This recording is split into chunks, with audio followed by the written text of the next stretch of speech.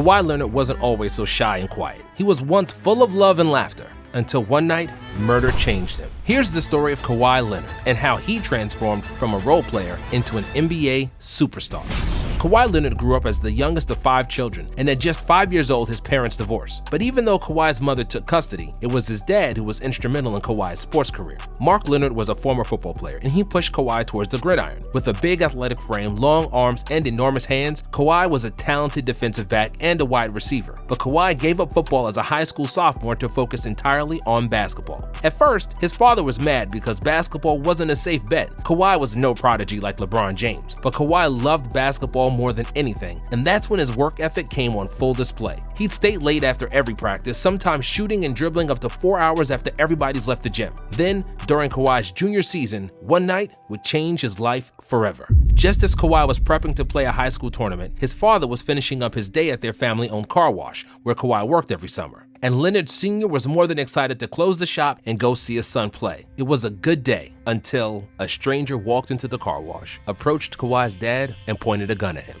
Just as Kawhi was approaching his school gym, he got a phone call. His father was dead. Just 24 hours later, his MLK high school had another game, and against all odds, Kawhi showed up and played. Emotionally distraught, Kawhi still finished with 17 points, but as soon as the game ended, he broke down, crying in his mother's arms. While some people would use such tragedy as an excuse to stop playing, Kawhi used it as fuel. His demeanor changed, and he mostly kept quiet after his father's death. He let his game do all the talking. In his senior year, he led his team to a 30-3 record with 23 points, 13 rebounds, 4 assists, and 3 blocks on average, after which he was named California's Mr. Basketball. However, despite the obvious improvement in his game, Leonard wasn't yet a nationally recognized name and was ranked as only the 48th best high school player in the country. Colleges who tried to reach him weren't too crazy about him either, as he was notoriously silent and wouldn't answer his phone for weeks. Nonetheless, he received an offer from UCLA, but Kawhi ultimately chose San Diego State because they guaranteed him a starting spot. As a freshman, Kawhi averaged 13 points and 10 rebounds, pushing the Aztecs to a conference title and the bid to the NCAA tournament. Leonard wanted to put his name in the NBA draft immediately after his freshman year, but his coaches advised him not to do it. Even though he was an excellent rebounder and defender, Kawhi couldn't shoot. He shot just 20% for 3, even though opponents often left him wide open, knowing that he can't hit an ocean from a boat. So Kawhi listened and decided to stay. In his sophomore season, he averaged 16 points and 10.5 boards with not great, but not terrible 30% accuracy from 3. San Diego State repeated as conference champions and would make it to the Sweet 16, before losing to future champs Kemba Walker in Connecticut. Kawhi was named a second-team All-American and put his name on the 2011 NBA Draft. During the NBA Draft Combine, every scout raved about his physical attributes. 6'7", 225 pounds with a pterodactyl 7'3" wingspan and enormous 11-inch hands, some of the biggest claws in the history of the Combine. Everybody was drooling at his defensive potential, but nobody thought he'd ever become a polished defensive player. Kawhi was a classic tweener, not big enough to do damage in the post and not technically good enough to create from the outside with an unreliable shot. Kawhi dropped all the way to number 15 when he was finally selected by the Indiana Pacers. However, just moments after he was drafted, there was another shock for Kawhi. He was immediately traded to San Antonio for George Hill, a third-year point guard and Greg Popovich's favorite player. Popovich later said that this trade was the hardest decision he ever made because he knew he needed to get a great defender in the draft, but he wasn't sure that Kawhi's offense was going to pan out. They decided to roll the dice, and Leonard joined the Spurs, where he would immediately fit in due to his work ethic and no-nonsense approach to basketball. As a rookie, Kawhi quickly started playing crunch time minutes, which is not something that Popovich usually does with the rookies. But Leonard's smothering defense soon guaranteed him a starting spot, and he even surprised with his shooting. Sure, he wasn't doing much with the ball in his hands, but he was very effective as a spot-up shooter, shooting 38% from 3. Still, Kawhi only took 6 shots per game, averaging 8 points, 5 rebounds, and 1 assist, and finishing 4th in Rookie of the Year voting. Greg Popovich said this about Kawhi after his rookie season: "I think he is going to be a star. At both ends of the court, he is a really special player, and what makes me so confident about him is that he wants to be a great player so badly." And it didn't take long for the world to see what Coach Pop was talking about. Kawhi improved his averages across the board in his second season, taking smart, efficient shots and shooting 38% from deep on 3 attempts per game. But what was most impressive is how he increased his level of play in the playoffs, which is extremely rare for such a young player. Leonard was the Spurs' best defender and their 3rd best overall player, behind Tony Parker and Tim Duncan. San Antonio lost just 2 games on their way to the finals, where they were awaited by the best player in the world, LeBron James and his Miami Heat. Kawhi guarded LeBron better than anyone in the NBA at the time and was the only person that could slow him down. When the Spurs won, it was because LeBron was shooting below 50%, largely thanks to Kawhi's long, disruptive hands. However, the Heat made adjustments and James started hitting shots from the outside. In the pivotal Game 6, when the Spurs were up 3-2, James orchestrated a miraculous comeback in the fourth quarter. Still, the Spurs had a 5-point lead in the final minute, and it seemed a lock that they would win the title, until one of the biggest shots in NBA history took place and changed the narrative. In the overtime, the Heat prevailed and took the series to Game 7, which was again decided in the final minutes. Even though Kawhi took away his driving lanes, LeBron knew that he needs to make one jump shot for the win, and he did.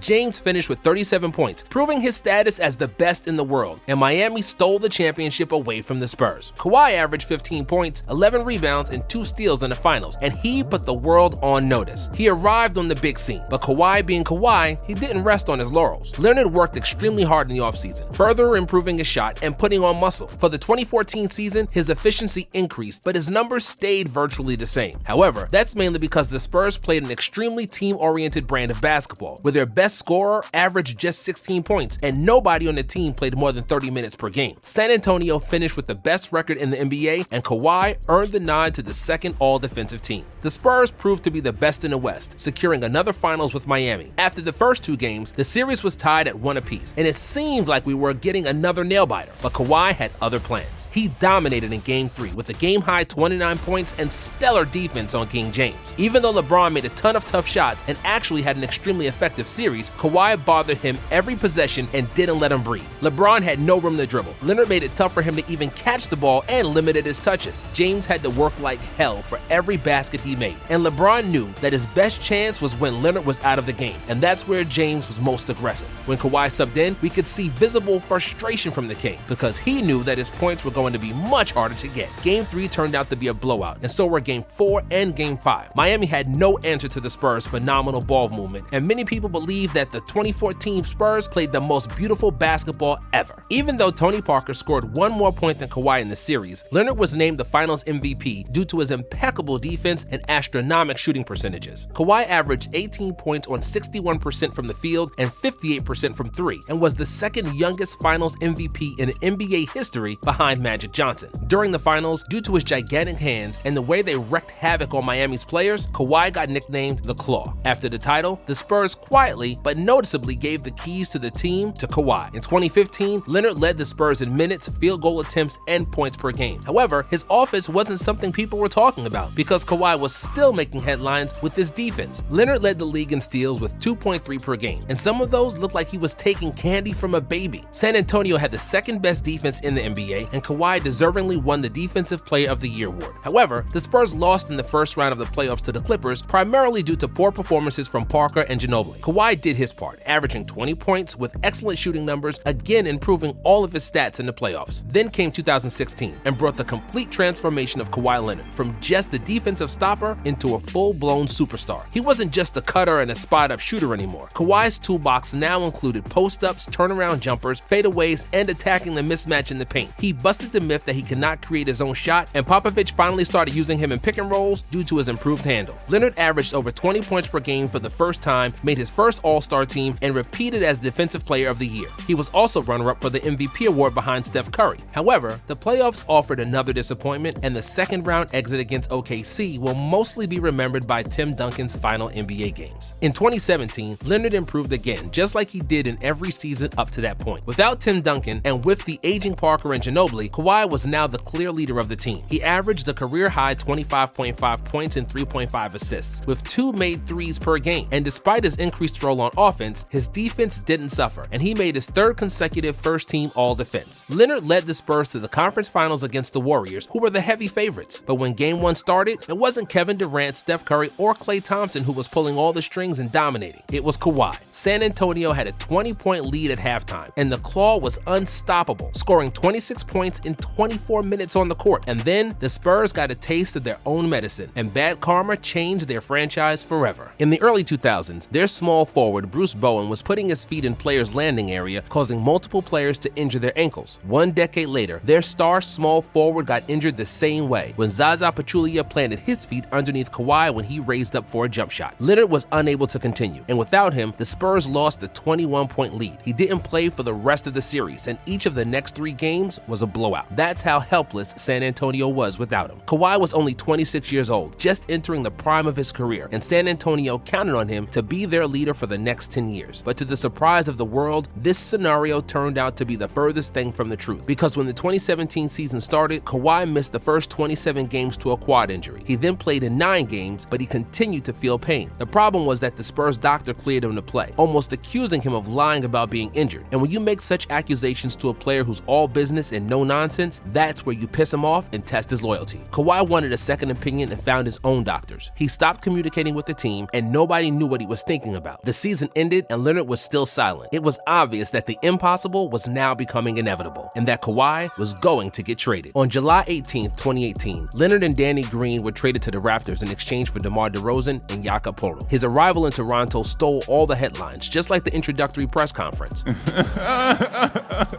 When the season started, it was clear that Kawhi was arguably the best player in the NBA, and that his maturity as a player reached new heights. He averaged career-high 26.6 points and 7.3 rebounds on excellent shooting efficiency, but his progress can't be explained with numbers. What was fascinating about him is how easy he made it look, and how defenses could do nothing to stop him from scoring. You name it, Kawhi was scoring in every way possible, and he did it so nonchalantly that it seemed like he was hitting practice shots. He also became a clear leader of the team, and for the first time, he embraced the role and became much louder on the court and during team meetings. If he wasn't doing load management, he might have won the MVP that year, but that's who Kawhi was. He never cared about individual awards. All he wanted was to win in the postseason, and he even admitted that he thinks the regular season is just a warm-up. But when the playoffs started, it was clear that Kawhi was more than warmed up. He opened the first round with 28 points on average on 55% shooting and 54% for 3. In the second round against Philadelphia, he averaged 38 points and 62% shooting in the first 4 games. However, the 76ers were stacked, and the series went to Game 7. It was an extremely tight game with constant lead changes, and Jimmy Butler tied the score with 4 seconds to go. The Raptors had one final shot to win the game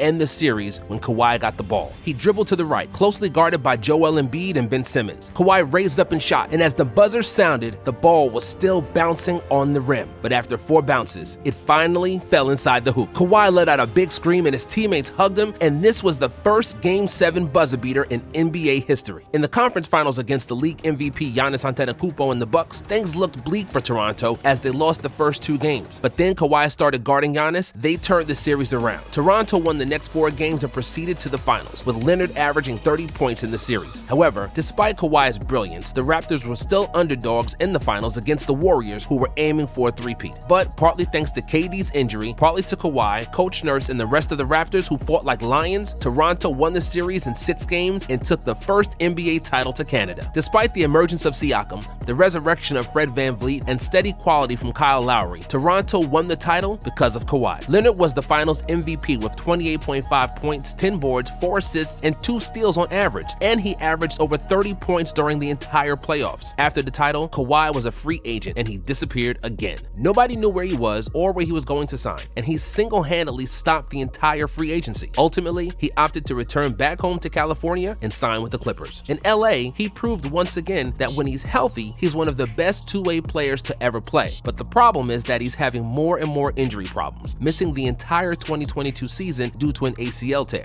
If he brings the Clippers to the promised land and wins a title with his 3rd team, he'll have to be considered one of the 20 best players ever. But even if he doesn't, Kawhi doesn't care. He has already proved his worth as a champion and one of the hardest workers in the NBA. Kawhi is one of the rare players that started his career as a pure role player and emerged as a superstar and a 2-time Finals MVP. What's maybe the most impressive is the way he improved his game in the playoffs, always scoring more and shooting more efficiently compared to the regular season. The scouts labeled him as a bad shooter when he first came to the NBA, and he's shooting over 50% from the field and 40% for 3 in his playoff career. Kawhi is actually the 3rd most efficient player in playoff history, on top of playing some of the best defense the NBA has ever seen.